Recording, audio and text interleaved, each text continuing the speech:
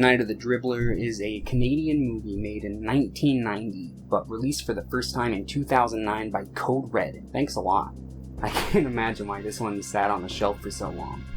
The movie follows an equipment manager of a college basketball team called the Watergate Plumbers.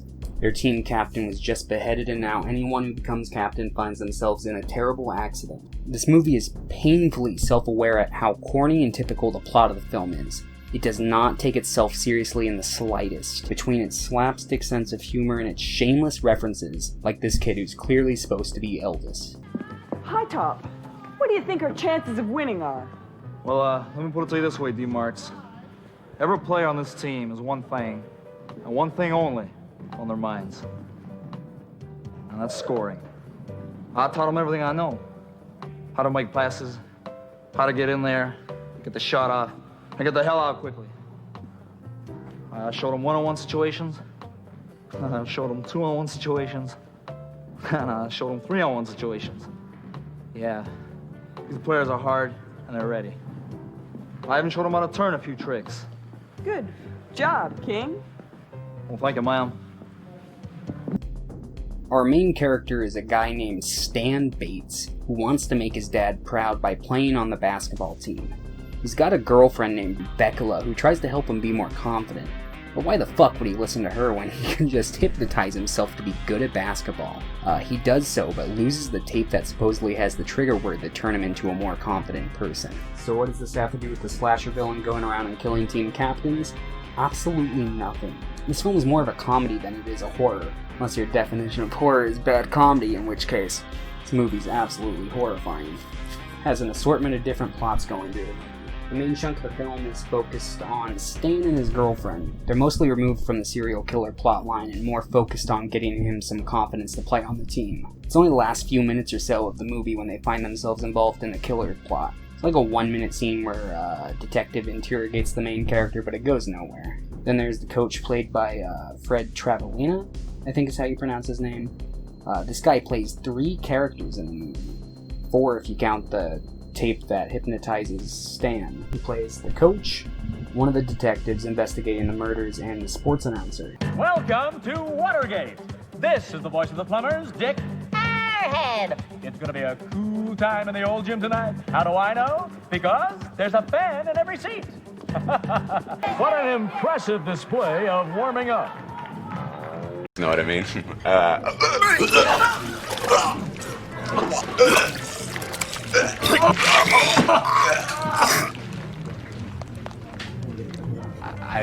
I didn't really mean to do that. Anyway, the coach is kind of this self-absorbed asshole. With high top gone, this team lacks height. Think, Coach, where can I find a player with that kind of height? Coach, your house burnt down and all your belongings were shipped to this new address. Don't bother me with the trivia. Got more important things on my mind. The King Lear play, guys.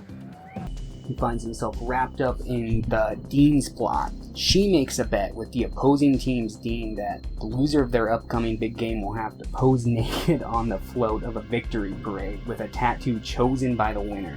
She's desperate not to lose, so she threatens the coach's job. The Dean is one of 3 women characters in the movie who have speaking lines, and all of these 3 women exist as sex objects to their other male characters in the movie. Stan's girlfriend, Becca, has no character arc outside of helping Stan gain confidence. The Dean only wants to win this bet, and she has this stupid running gag where the other Dean will say something that'll offend her, and she'll walk away saying that she'll never sleep with him. How about coming over to my place for dinner this evening? I wouldn't sleep with you, Dean Cook, if you were the last man on Earth. Please, come back to bed. I wouldn't have dinner with you if you were the last man on Earth. If the Plumbers don't win their next game, there won't be a big game. Not for Watergate. I wouldn't have dinner with you if you were the last man on Earth. Great. My place or yours? And there's this cheerleader who will date the captain of the basketball team. Hey, Debbie, how about doing dinner? Hey, Lucky, how about getting lost? Oh, come on, Debbie. What's a guy got to do to get a date with you? Become captain. I only date captains. Okay. And then there's the detective characters who take a decent amount of screen time. They're too stumped to do anything about the case, though. They're pretty much useless, but at least I got a chuckle out of this scene. Hey kids, how about doing your friendly neighborhood cop a favor and finding someplace else to sit? Why don't you go take a hike? I said scram!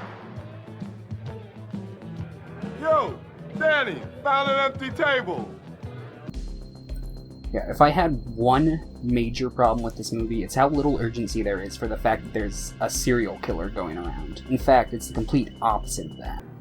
Well, it seems my chances of winning go up as your team roster goes down. As sick as this may sound, Mr. Cook, there is a bright side to all this. Whoever's responsible for removing these average players from our team is saving us the trouble of cutting them ourselves. Characters barely have any concern for their well-being. There's one scene where the characters talk about it early on, but this really has little impact on the movie. And there's also a scene towards the end where Stan brings up all the captains who have died, but it really goes nowhere, and doesn't do anything to, like, serve his character. I get that it's supposed to be intentional, and the film is supposed to be more so of a comedy than it is like an actual slasher, but, I mean, the killer's presence is barely felt in the movie. He's barely in it. But then again, I don't know what the fuck I was expecting. I would not recommend this movie. 2 out of 10.